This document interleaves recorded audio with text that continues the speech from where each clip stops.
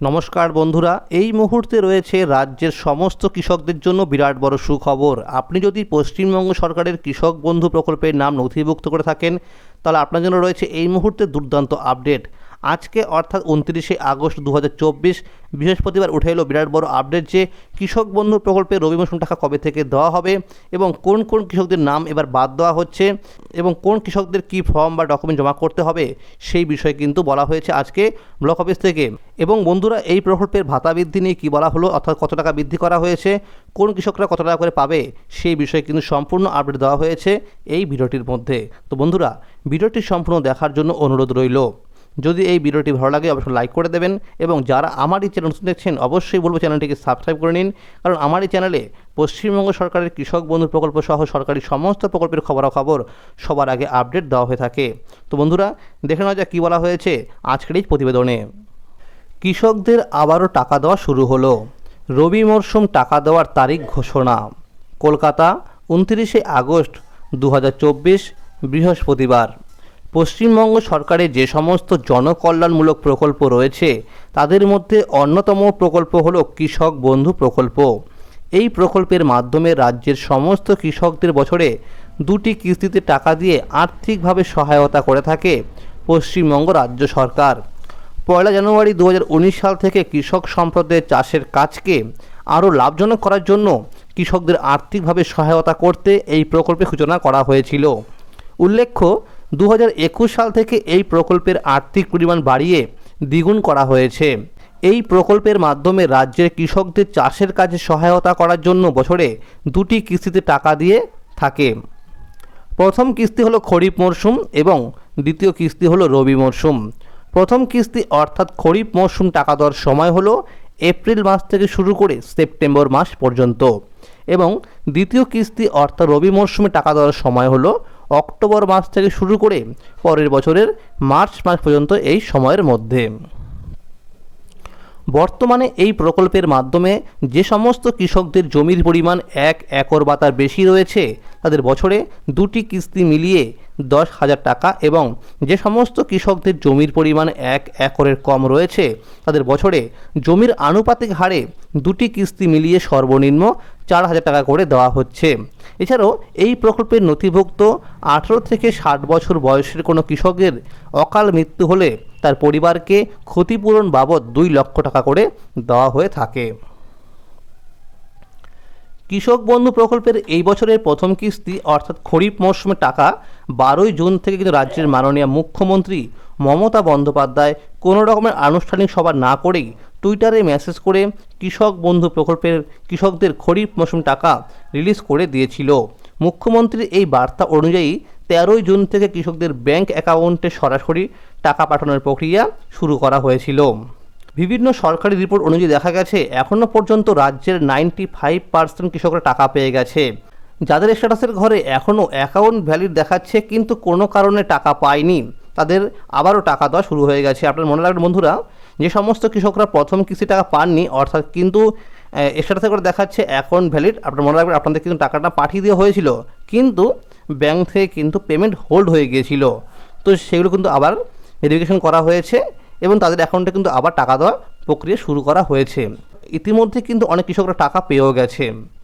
যে সমস্ত কৃষকরা নতুন করে আবেদন করছে তাদেরও ব্যাংক অ্যাকাউন্টে এই বছরের প্রথম কিস্তি টাকা দেওয়া হচ্ছে বলেই জানা গেছে বিভিন্ন সূত্র মারফত। তো বন্ধুরা, যে সমস্ত কৃষকরা এইবার নতুন করে আবেদন করছে অনলাইনে তাদের কিন্তু 7 দিনের মধ্যে কিন্তু অ্যাকাউন্ট স্ট্যাটাসের ঘরে কিন্তু কেবিআইডি নাম্বার দিয়ে দেওয়া হচ্ছে এবং সঙ্গে সঙ্গে কিন্তু অ্যাপ্রুভ করে দেওয়া হচ্ছে। তো তাদের অ্যাকাউন্টও কিন্তু টাকা দেওয়া প্রক্রিয়া শুরু করা হয়েছে বলেই জানা যাচ্ছে বিভিন্ন সূত্র মারফত। এবং যে সমস্ত কৃষকরা স্ট্যাটাস চেক করার সময় নট ফাউন্ড দেখতে পাচ্ছেন, আপনাদের কিন্তু অবিলম্বেই একবার ব্লক অফিসে গিয়ে জমি নথিপত্র সহ আধার কার্ড এবং ভোটার কার্ড সহ যোগাযোগ করতে হবে। আপনারা মনে রাখবেন, যারা এখনও আবেদন করেননি আপনারা কিন্তু কোনো মতেই জনধন অ্যাকাউন্টের নাম্বার দেবেন না এবং জয়েন্ট অ্যাকাউন্ট নাম্বার দেবেন না, কারণ এই সমস্ত অ্যাকাউন্টের নাম্বার দিলে কিন্তু সেই অ্যাকাউন্টে কৃষক বন্ধু প্রকল্পে টাকা আসতে বিভিন্ন সমস্যা হবে। কিন্তু যাদের স্ট্যাটাসের ঘরে পেমেন্ট সাকসেস দেখাচ্ছে কিন্তু কোনো কারণে টাকা পায়নি, তাদের উদ্দেশ্যে ব্লক অফিস থেকে বা বিডিও অফিস থেকে বলা হয়েছে তাদের ব্যাংক অ্যাকাউন্ট নাম্বারের সাথে ইকেওয়াইসি করেনি বলেই টাকা পায়নি। এই সমস্ত কৃষকদের আর টাকা দেওয়া হবে না। এই কৃষকরা যদি আবারও ইকেওয়াইসি না করে তাহলে আগামী দ্বিতীয় কিস্তি অর্থাৎ রবি মৌসুম টাকা কিন্তু তারা পাবে না। আপনারা মনে রাখবেন বন্ধুরা যে ব্লক অফিস থেকে কিন্তু আরও একটি খবর পাওয়া গেছে যে সমস্ত কৃষকদের স্ট্যাটাসের ঘরে আধার নাম্বার এবং কেবিআইডি নাম্বার দেখাবে না তাদের কিন্তু অবিলম্বে ব্লক অফিসে বা বিডিও অফিসে গিয়ে একটি আধার সংযুক্তিকরণের ফর্ম জমা করতে হবে।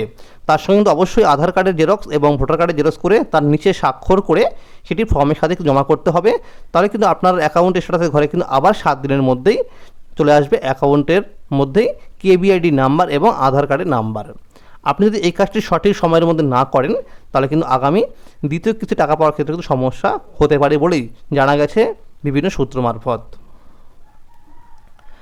আগামী দ্বিতীয় কিস্তি অর্থাৎ রবি মৌসুম টাকা দেওয়ার ব্যাপারে ব্লক অফিস থেকে জানানো হয়েছে এইবার ডিসেম্বর মাসে নয় নভেম্বর মাসেই মিলবে কৃষক বন্ধুদের টাকা।